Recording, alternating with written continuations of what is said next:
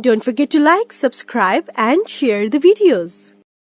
The India-Canada standoff. See, right now we all know that because of this Khalistani extremist or separatist issue, the India-Canada's diplomatic relationship has gone to a new low. So what it is we will look into it.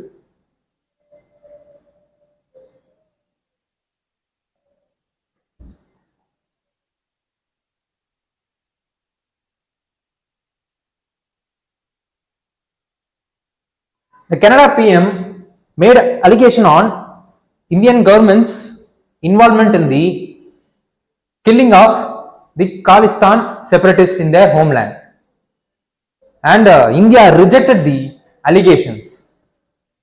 And then still the investigation is not yet over, but before that itself the Canada PM has made such a statement in the Canada's parliament.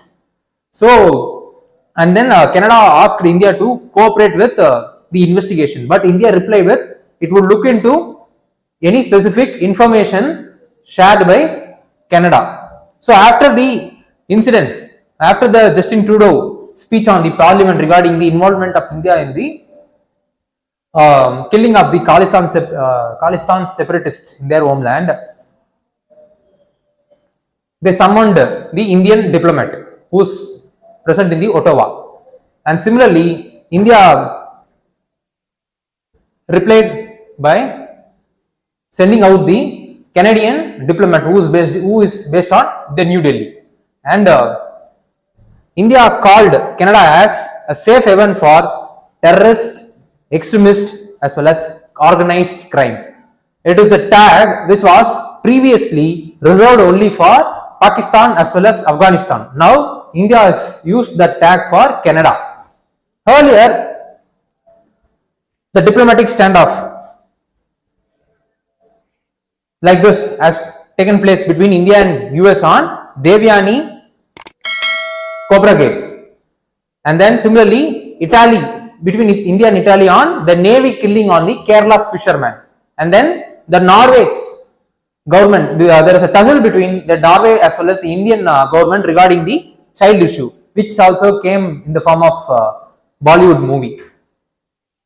And then during 1980s, so let's have a quick relook at the history of Khalistan in the Canada. Because of the large migration of the India to Canada, most importantly the North Punjabis, during that time, the 1980s, there was increased Khalistan activities that was taking place in Canada, as a result of which India and Canada's diplomatic relationship was deteriorated to a low during that time. But this issue got subsided after the emergence of new issue like India testing its nuclear technology during 1998, where Canada has condemned the India testing its nuclear technology. Why? Because Canada is pro for non-proliferation of nuclear weapons, so that this tussle between India and Canada with regard to the nuclear test has emerged, and it got subsided during the 2005-6 period. And then right now, at the present context, Jagmeet Jimmy Dhaliwal is who is heading the New Democratic Party, and he is supporting the Trudeau's minority government right now, and is having some soft partner with the Khalistani separatist group. So this is the reason why the such statement was made in the parliament. And before the incident has taken place, there was another incident that was taken place during 2018, where Jaspal Atwal, a former member of Sikh Youth Federation, which was banned in Canada itself in the name of terrorist organization, he visited the Delhi as well as Mumbai event where the Justin Justin Trudeau was the chief guest in it. And then because of such incident, during that period itself, India's Canada's diplomatic relationship went a low stature. And India has recently also condemned the Khalistan's referendum which took place in Canada. But Canada replied that it is the freedom of expression and every people has freedom to peaceful protest. So these kind of tussle in the name of Khalistan separatist is taking place in the Canada, which India is heavily condemning because it affects our sovereignty. And then see, nearly 20 lakh Indian diaspora are living in the Canada, out of which 8 lakh are Sikh people, and among the 8 lakh, a mere 8,000 to 10,000 Sikh people only are pro Khalistanis. Remaining other people are common citizen who are earning their daily livelihood peacefully. And this 8,000 to 10,000 minority people only are doing such Khalistani separatist activity with Canada as the base. And how they are getting the fund for doing such activities, that even though they are smaller in number, but they are controlling some 12 gurudwaras, and then through this gurudwaras they are mobilizing fund and they are channelizing the fund to fund the political parties so that their voice can be heard in the Canada's political system. So that is the details in relation to the Khalistan group in the Canada. And then there is a geopolitical dilemma in it. Why? Because see, the Canada is member of G7 countries, in which US, UK are all member of it. Similarly, they are member of Five High Intelligence, in which similarly US, UK, Australia, New Zealand are member of it. On the other hand, India is having a good strategic relationship with most of the member countries like US, UK, Australia, New Zealand, for which Canada is also having a good relationship. So right now, no country has condemned both sides. So US as well as UK has released some measured neutral statement with regard to the issue, like in the name of try to cooperate and settle the issue. Like this, they have issued a statement. That's all. And what the article is saying is that the Canada should learn from other countries. Even though in UK as well as in US, the Khalistani separatist activities is taking place, but US is supporting India to control those activities in it. But the Canada government is not doing like that. What the article is mentioning, that the Canada should learn from those countries to not allow this kind of thing to not allow. There is some technical glitch. Okay, to not allow this kind of thing to deteriorate the diplomatic relationship. So this is what the details in relation to the Canada's the new diplomatic heat which is taking place because of the Khalistan separatist group. And then Canada's economic ties, let's have a look into it. In that, nearly 0.6% of total FDI comes from Canada, and then 0.7% of India is having a bilateral trade with Canada as nearly 0.7% only when compared to the overall India's trade with the global countries, and it is the 4th largest source for tourism in India. Similarly, Canada is home for 5.26% of our overseas citizens, which includes both NRIs as well as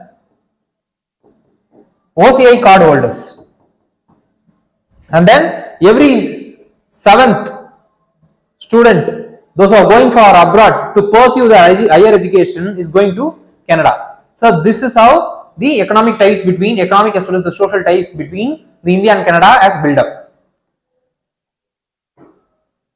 And what is the relationship between India and Canada with regards to the agriculture sector is that Canada is the largest supplier of muriate of potash, which is the third most used fertilizer in the India's agriculture system after urea